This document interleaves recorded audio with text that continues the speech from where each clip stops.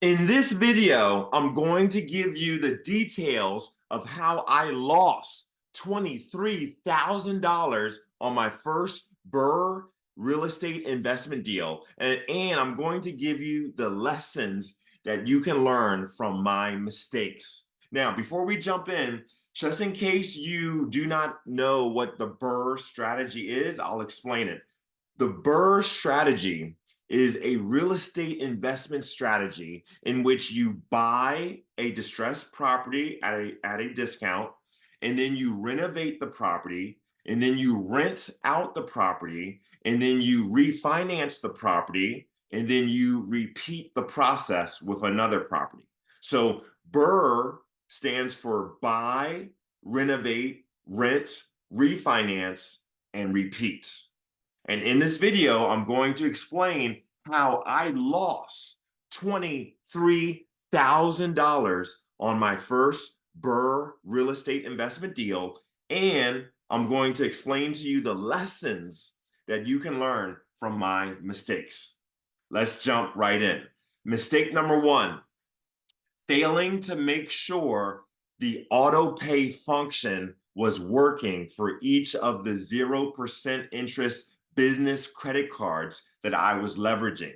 You see, as a real estate investor, 0% business credit cards are an excellent tool for us to gain some free financing for the renovation costs of our properties. But you have to be super careful to make sure that you are paying the minimum payments on time and that you pay off the full balance before the 0% period ends, which is typically around 9 to 12 months. In my case, I secured 4 0% business credit cards, and I thought for sure I had set up the auto pay function for all 4 of them. But apparently, one of the auto pays was not set up correctly, and the credit card disqualified me from the 0% interest privilege. Therefore, I had to scramble to quickly pay off that card's full balance. And that was a huge unforeseen issue that caused me to struggle with cash flow liquidity issues. So the key lesson of mistake number one is this: set up the auto pay, but then make sure you double check to make sure that the auto pay is working. Mistake number two, failing to get a very thorough home inspection. Estimating renovation costs is a major key for us as real estate investors. And during the renovation of my property, there were some issues that the home inspector should have caught and identified during the inspection. Failure to catch those items caused a major budget overrun. Key lesson to mistake number two is this: make sure that you get a thorough inspection of the property so that you can get a good estimate regarding the scope of work. Mistake number three, failing to screen the subcontractors. Now, overall, I had a great team of contractors, but one of the contractors brought in a subcontractor who was shaky, and that caused our renovation costs to go higher than necessary. So key lesson is this: clarify with the contractor who will be actually doing the work, right? Because a lot of times we hire these contractors, and a lot of times the contractors are not the actual ones that are doing the work. You know, a lot of times they subcontract the work out, right? So you want to get clarity regarding who will be actually doing the work. Mistake number four, failing to screen contractors. Now, all of my contractors were amazing except for one who I had quickly added to the team at the last minute. That particular contractor stole a $10,000 deposit from me. And later, I realized that if I would have done just a simple Google search of their name, I would have discovered that there were multiple complaints against them. So the key lesson is this: Screen every contractor carefully. Ideally, try to always deal with contractors who have been referred to you by other investors in your network and or have a track record of doing good work for other investors in your network. Mistake number 5, failing to establish clear expectations with contractors. A couple of times I ran into issues regarding contractors doing great work, but not cleaning up and hauling away the dirt and trash they created. So the key lesson is this: always confirm your verbal agreements with a written agreement or email that sets clear expectations, and make sure that the price that you set with your contractors includes the cleanup and hauling away of trash. Mistake number 6, failing to coordinate contractors in a manner that avoids them bumping into each other. See, I sometimes ran into an issue with different contractors getting in each other's way. So the key lesson is this: establish the right sequence for your scope of work and be mindful of the space that certain contractors will need to get their work done before other contractors can start their work. Mistake number 7, failing to make sure that there are good lines of communication between the lender and the insurance company and the title company. See, during my refinance process, my lender and my insurance company and my title company were all excellent and very professional. However, the lines of communication between them were not strong, and that caused delays. And you know, in finance, delays are expensive, right?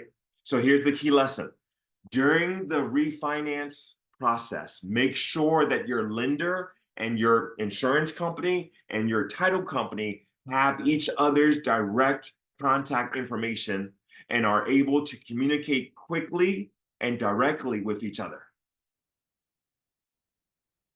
Mistake number 8, failing to start early to market the rental property. As I'm currently trying to market my rental property, I realize that it takes time to market and find tenants and to screen tenants and to schedule showings of the property, etc. And the longer that the property stays vacant, the more money I'm losing. So the key lesson is this: start early to market the rental property. Even while the property is still in the process of being renovated, you can start to market the property as coming soon. And that way you can build a pipeline of potential tenants who are interested in renting your property. Mistake number 9, failing to properly calculate your estimated cash flow in advance. You see, there are a lot of costs that are involved in real estate, especially a lot of small fees that add up to be significant. In addition to the well-known cost items such as the mortgage and the taxes and the insurance, there are a ton of often overlooked fees such as the appraisal fee and the origination fee regarding the refinance and the Wi-Fi not and the Wi-Fi costs and the utilities costs and the housing, cleaning costs and the photography costs, regarding the marketing of the property and several other miscellaneous costs that you might not normally think about when you are initially estimating the cost of the deal. So here's the key lesson: take the time to really estimate out every cost and even add in a buffer for an estimated budget overrun. Mistake number 10, Failing to establish a level of contractor accountability regarding budget overruns and time delays. See, due to unexpected issues, there were some budget overruns and time delays that caused significant money to be lost. Key lesson is this: be aware of how delays in the renovation process will cost you in terms of the carrying cost of the property. In my situation, it was over $50 per day in just the hard money loan interest. And if you add to that the builder's risk insurance and the utilities and the insurance and the property taxes and even just the opportunity costs of my time, if you add up all of that, then you'll find that delays in the renovation process are very expensive. So a very key strategy is to establish a reward slash penalty system with your contractors in which you give them bonus pay if they complete the work on time, and they give you a discount if they complete the work late. So there you have, there you have it. Those are the details of how I lost $23,000 on my first BRRRR real estate investment deal. And those are the lessons that you can learn from my mistakes. You know, real estate investing is one of the most powerful tools for building generational wealth. And as you invest in real estate, please remember these lessons and apply these lessons to your real estate investment journey. This is important because learning from your own mistakes is expensive education, right? Learning from your own mistakes is expensive education, but learning from the mistakes of others is free education because other people have already paid the tuition. Please always remember this: use mistakes as teaching tools to help people succeed. Thank you for watching. I'll see you next time on the next video.